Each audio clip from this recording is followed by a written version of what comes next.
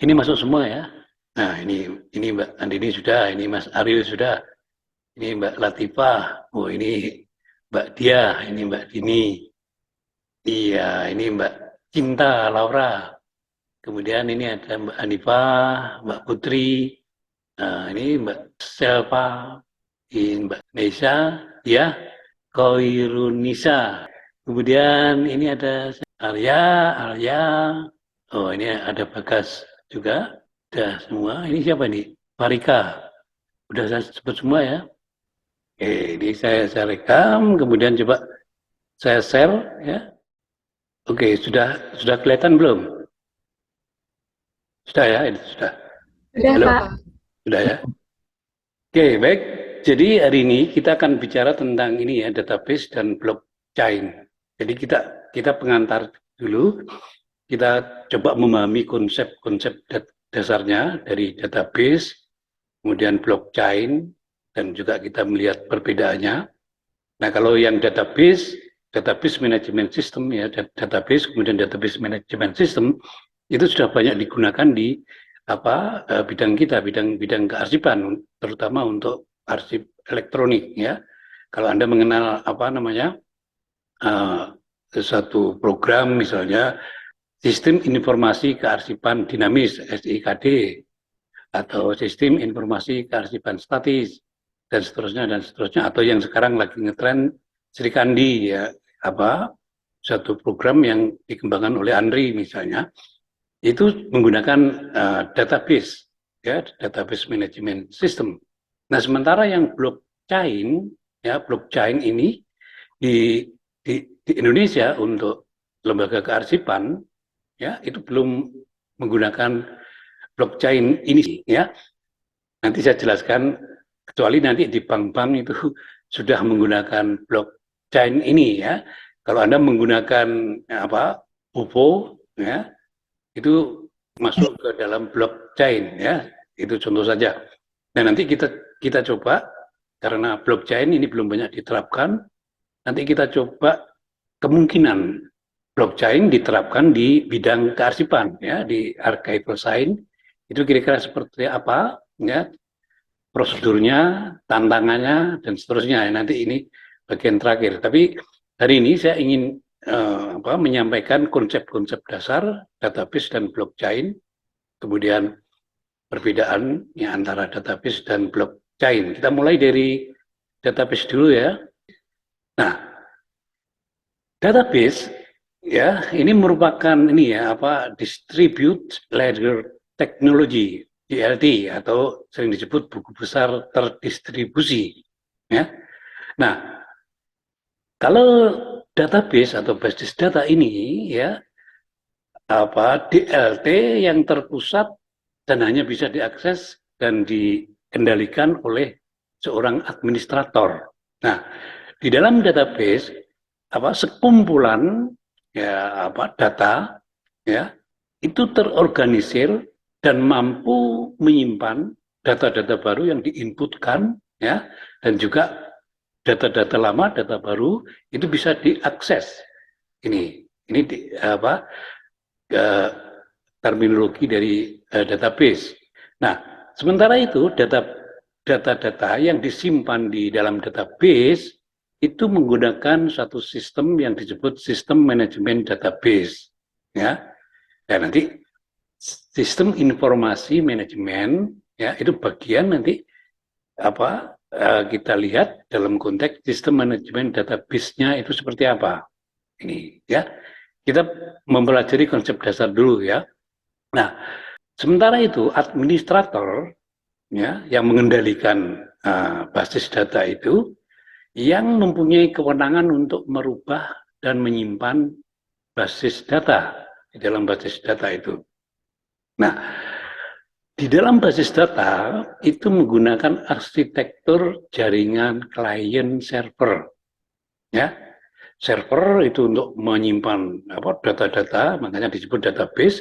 Kliennya itu komputer atau beberapa komputer, bisa puluhan, bisa ratusan yang terkoneksi di dalam server tersebut. Ini database atau basis data.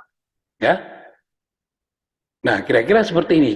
Kalau kita visualkan, ini database yang dikendalikan oleh administrator atau yang mengontrol database ini, yang bisa merubah, ya, ini adalah administrator. Nah, kemudian klien ini yang user, pengguna dari database ini, ya. Ini bisa 4 komputer atau bisa 4 user, ya, dengan 4 komputer dan seterusnya. Ini apa namanya, visualisasi dari database itu. Oke, nah sekarang blockchain. Blockchain sama, ya. Kalau blockchain ini DLT, Distributed Ledger Technology, ini terus, ya, jadi terus bertambah. Nah, pertambahan data itu disebut blok, yang kemudian dioperasionalkan dengan kriptografi. Nah, kriptografi ini merupakan suatu teknologi, ya, sebagai ini, ya, pelindung dan mengoperasikan informasi yang menggunakan algoritma. Seterusnya itu, ini yang blockchain. Setiap blok makanya disebut blockchain. Nah, setiap blok itu berisi kriptografi dari blok-blok sebelumnya, termasuk juga apa eh, data transaksi, termasuk juga di sini kita sebut stempel waktu. Jadi data tentang waktu, ya, data tentang waktu data itu di-input maupun digunakan untuk transaksi.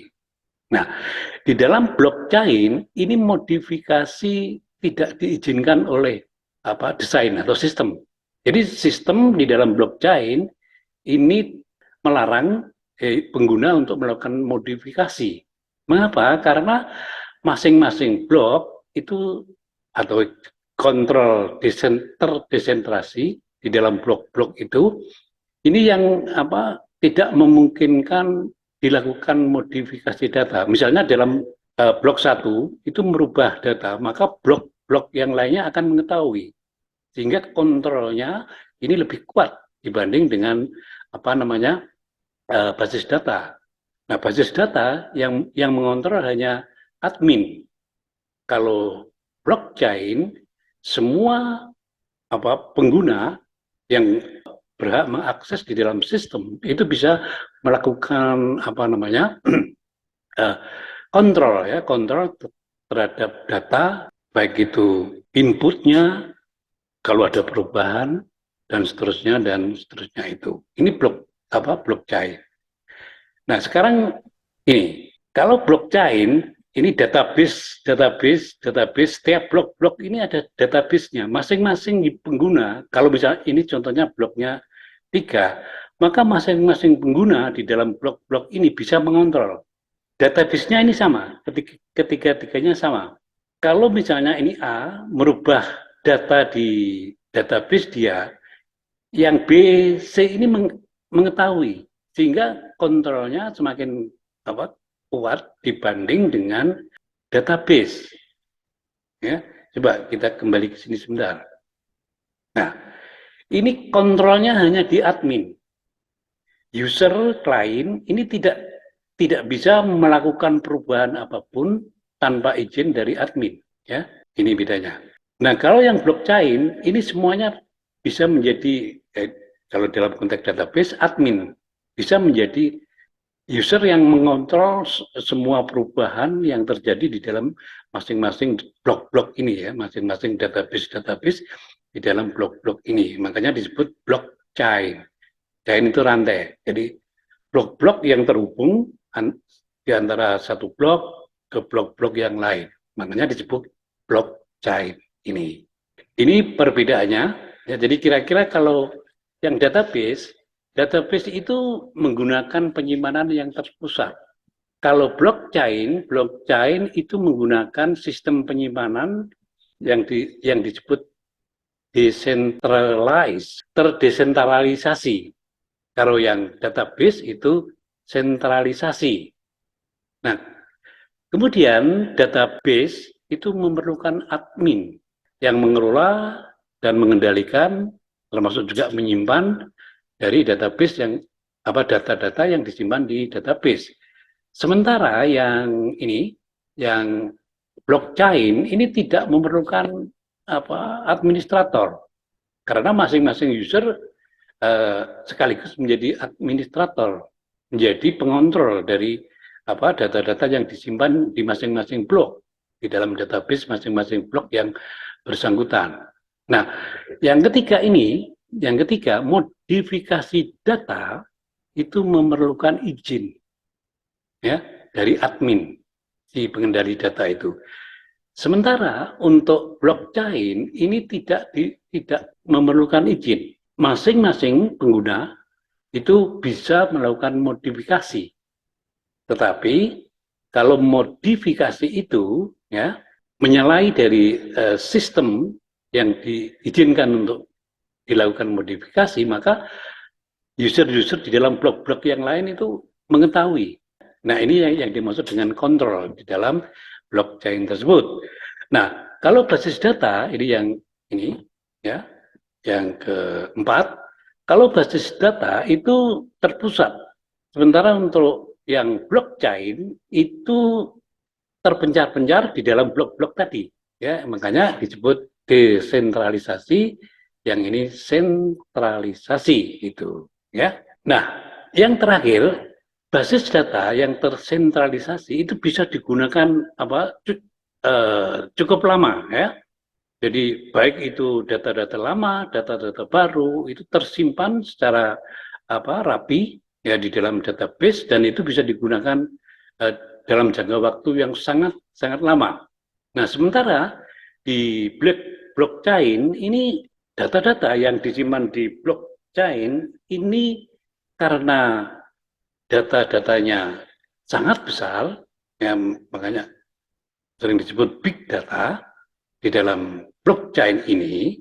Walaupun data-data lama, data-data baru sama persis seperti yang di database, tetapi akses data di dalam blockchain ini lebih lambat dibanding dengan di dalam database ini. Ini perbedaannya antara database dan blockchain itu, ya. Nah, teknologi blockchain ini telah dikembangkan oleh ahli ilmu kearsipan